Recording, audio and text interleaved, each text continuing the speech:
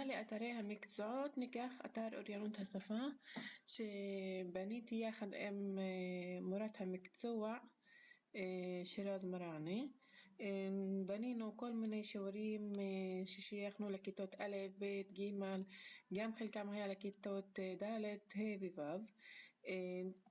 בואו ניקח דוגמה את השיעורים שבנינו לכיתות א'.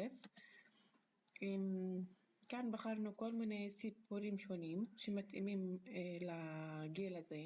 לכל סיפור לרוב בנינו 2 שיעורים. ניקח למשל הסיפור הזה. כאן יש לנו את השם של הסיפור, שיעור ראשון, שיעור שני, את התכנון של השיעור, גם שמנו למורים אחרים שרוצים להשתמש בזה. את החומרים האלה שהשתמשנו בתוך השיעור היו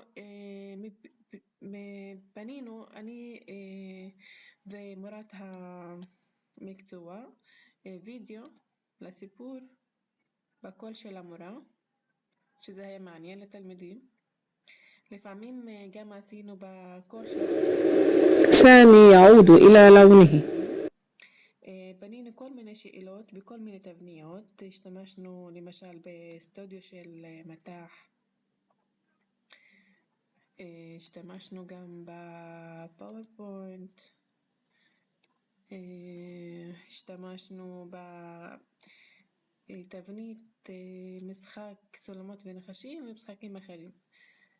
זה למשל, וגם שמנו בתוך האתר את עבודת הבית שרצינו שהתלמידים יפתרו. לפעמים היינו עושים את העבודה בגוגל דוקס, ולפעמים היינו עושים את זה כדף עבודה בוורד.